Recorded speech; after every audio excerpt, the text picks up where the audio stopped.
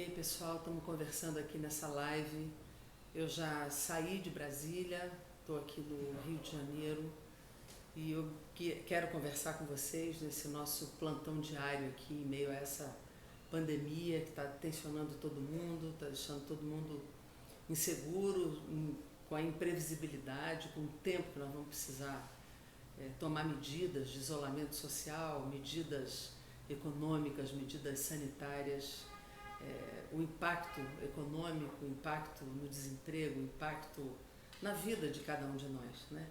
E o nosso compromisso é fazer uma postagem diária, assim, de trocar informações, de colocar pessoas aqui, especialistas falando com vocês, eu mesmo entrando de vez em quando para dar notícias do que está acontecendo também no Parlamento Brasileiro, dos acordos possíveis de projetos, na articulação política, nos impactos políticos também do que está acontecendo. Eu queria começar exatamente por esses impactos na política, né? Todo mundo acompanhou nessas 2, 3 últimas semanas o esforço no campo da saúde que vem sendo feito e quase que isolado, né? Um esforço do Ministério da Saúde que nós temos apoiado, porque esse é um esforço fundamental, principalmente para quem tem um SUS, Sistema Único de Saúde, que a gente defende há 30 anos e que nos últimos anos teve um sucateamento bastante grande de recursos, principalmente com teto constitucional,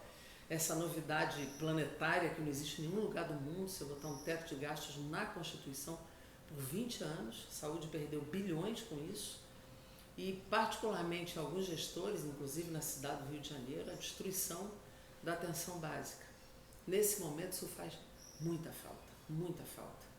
Então, colocar recursos no Sistema Único de Saúde agora é decisivo e isso nós estamos buscando fazer em Brasília e estamos apoiando as iniciativas, mas o que é grave é que o governo não entrou o governo, nem tudo depende do Ministério da Saúde. Então, essa incompetência, essa inapetência, esse desprezo pela gravidade da crise da pandemia ficou nítido a partir principalmente do presidente da República, que além de não montar um gabinete de crise durante essas semanas ainda descumpriu as orientações sanitárias, foi para a rua e ainda disse que tudo era uma histeria. E o pior, ontem, na coletiva de imprensa, repetiu isso e ainda reafirmou que foi correto ter feito isso e ainda disse: não se surpreendam se eu for para um metrô cheio, para um ônibus cheio ou para uma barcaça cheia. Ou seja, quase que autorizando as pessoas a fazerem a mesma coisa. Um argumento ridículo de dizer que não pode ficar longe do povo brasileiro. Hoje, estar perto do povo brasileiro é pedir o isolamento social, é seguir as orientações sanitárias, é proteger a vida das pessoas. E montou há 2 dias o chamado gabinete de crise, que ontem, quando foi para a coletiva, não disse nada. Ninguém tinha, de fato, orientação concreta naquela coletiva, o que nos chamou muito a atenção, né? Além de ter mentido, né? Mentido sobre o vídeo, foi parcial na questão do panelaço, um horror, não é chefe da nação, é chefe de um grupo dos seus apoiadores e responsáveis. Em segundo lugar, é importante dizer que o Congresso Nacional se manteve aberto e fundamental para a democracia, porque é lá que se votam as medidas fundamentais. E nós exercemos uma pressão grande para que a gente, ao invés de ter contingenciamento, privatizações, menos Estado, nós temos mais Estado. Esse é o momento que o mundo inteiro coloca mais dinheiro, mais investimento, mais recurso.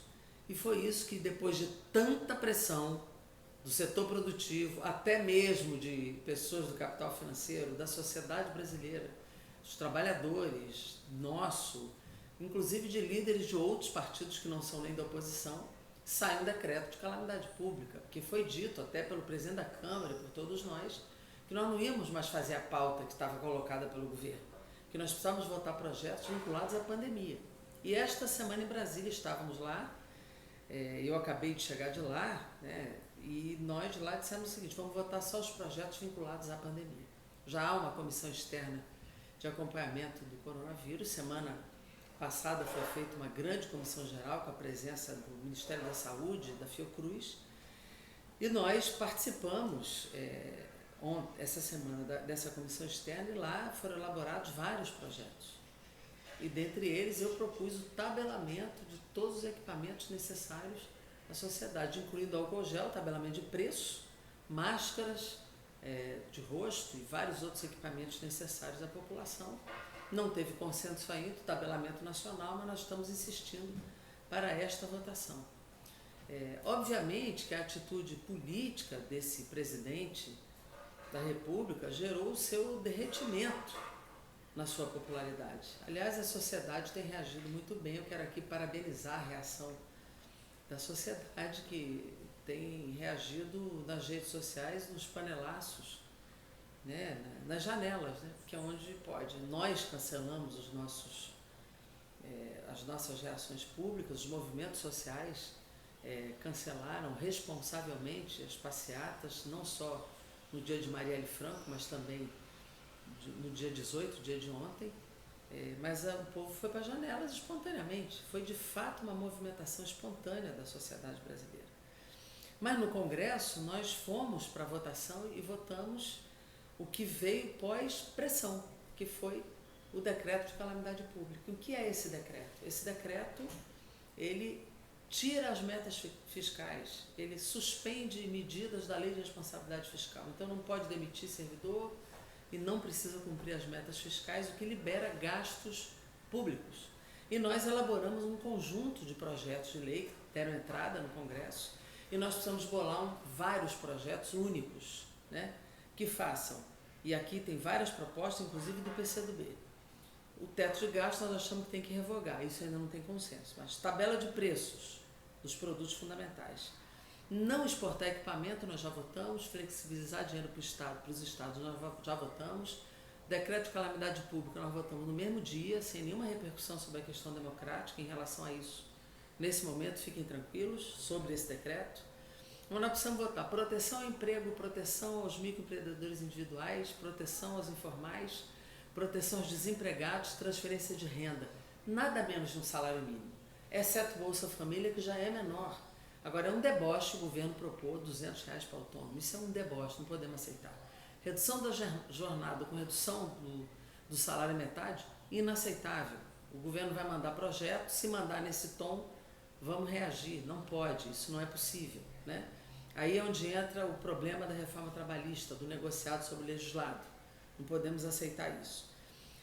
Suspender pagamento de contas de luz, de água, subsídio à botijão de gás, isso tem que ser pensado para o pessoal de baixa renda, né?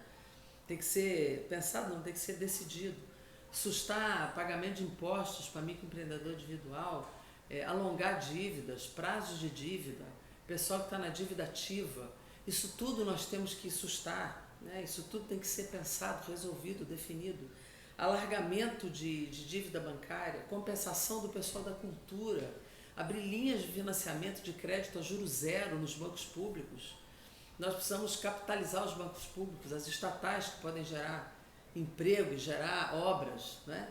Nós precisamos alargar a licença maternidade, equipamentos de maior proteção aos profissionais da saúde precisam ser aplaudidos.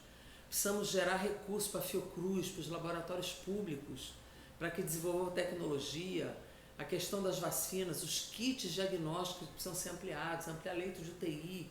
Isso tudo está sendo pensado, isso tudo precisa de recursos, precisa de orçamento, tudo isso nós precisamos trabalhar, né?